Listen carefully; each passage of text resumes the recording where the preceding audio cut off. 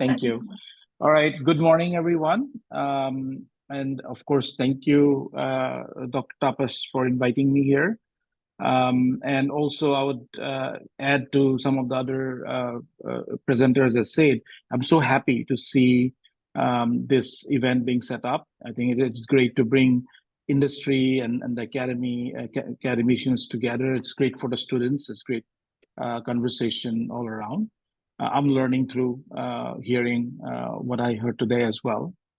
So, like the presenter said, I'm Pervez alum. I'm a vice president and senior partner with IBM Consulting. I am responsible for our business transformation using AI and Salesforce CRM. What I will tell you a little bit about, I think, as I was going through some of the other presentations, some of my, data points are going to be very similar to what you heard already. So when you think about AI, it is expected that $15.7 trillion of, GDP will rise by 2030, just like, 6 years away, right? Just if we try to understand the scale of it, it's like if you look at our, GDP of India is about 3.65 trillion right now. So of today's India, you're talking about adding 4 more India worth of GDP over the next 6 years. So that's really, really significant. To me, we are all living in some very exciting times. The impact of these opportunities will be tremendous, right? For businesses, society, and for all of us. And how is this growth going to come? It's expected about 50% would be through productivity savings, like better productivity, higher productivity, and 50% will be through new consumer demand that will be created because AI will be embedded across a lot of products in the world. The other data point I'll present to you, and I think the learned Dean had earlier mentioned also, that about 81% of CEOs already plan to use generative AI by 2025. This is one of our IBM study, which we recently conducted across, the global 2000 companies, and 81% of the CEOs of global 2000 expect to use it generative AI. Either they are already using it today or they are expecting to use by 2025. And the other data you see here is 58% of the surveyed chief people officers, and this is a Mercer study. And the chief people officers are from the top 5,000 companies globally, and 58% of them expect to use generative AI in HR by June of this year, which is 6 months away. So you can imagine, the tremendous momentum that's happening right now. It's pretty incredible. Now, what would this do, right? Essentially, it's going to free up employees for a lot of higher value work. One of the arguments or one of the comment that we hear, and all of you probably hear, is this worry about job elimination, right? What does that high productivity mean? Does that mean a lot of job elimination? The reality is that it's really about getting higher value work done, but there's another angle to it.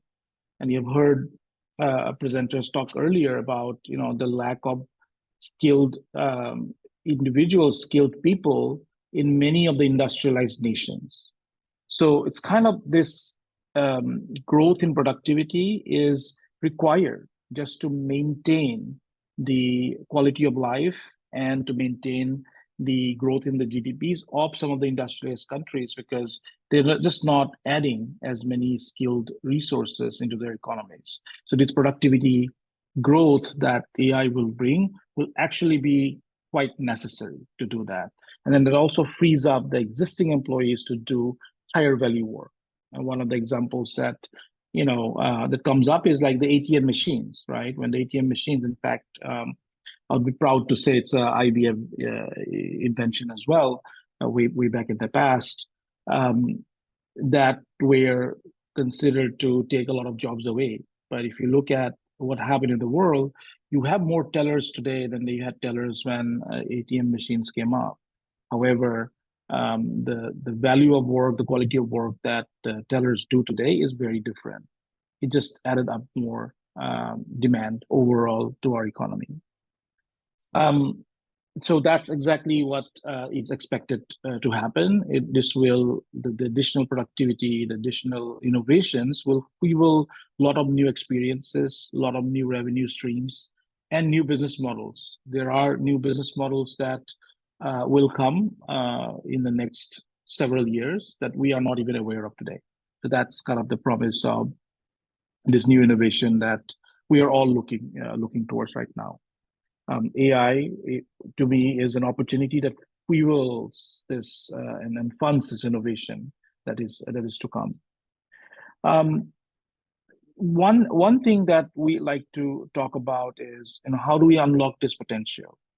The way to unlock this potential is kind of, thinking in our mindset about, not AI as a supplement, but with an AI first mindset, that we kind of start looking at every process, every function that happens within a business enterprise, is that how can an AI enable all of it, right? How do you embed AI to get that value out of it?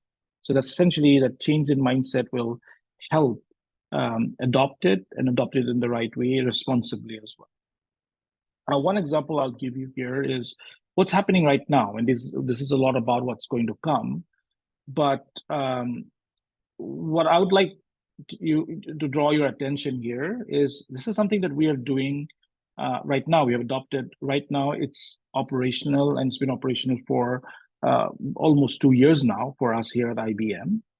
So we have in HR a two-tier support model with this product called Ask HR, which is what we call as an AI digital worker. So it's a AI interaction medium.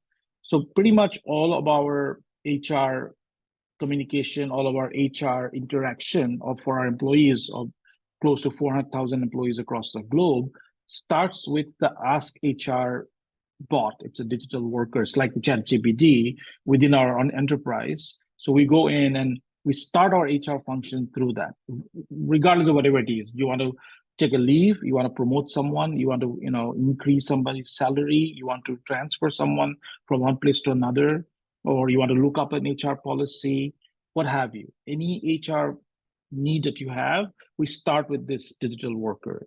That's our first point. And then for some complex needs, it's seamlessly transferred to a human advisor, to handle some complex cases, etc. But the key point here to note is that we have sunset phone and email support.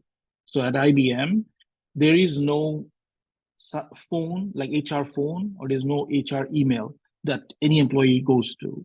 We all go to this Ask HR digital worker, which is kind of like a ChatGPT bot, but it's an internal bot that we created only for IBM using, of course, IBM's AI technologies. What have we achieved so far? So 94% of all of our employee HR interactions happen without any human intervention. This is all AI through this AI-driven interface, which you can imagine is very, very significant, right? And just to give you a kind of idea of what's happening behind the scenes.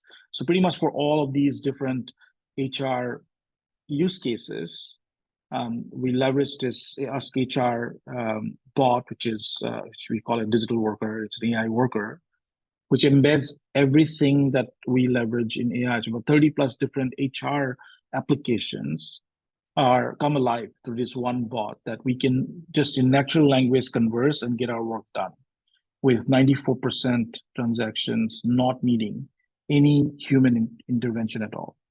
You probably have seen the news as well, where our CEO had mentioned about really, using a lot of that innovation in HR and being able to get a very high level of productivity. I think helped almost to 8,000 people. So our productivity improvement, if you quantify it, is about 8,000 people, which means that we have 8,000 people freed up to do a lot more future-focused, high-value work. But anyway, my goal was to kind of tell you a little bit about what's happening in AI, and also about what we have already done in HR in terms of how we are using the AI innovations to our advantage. That's all I had for you today. Thank you.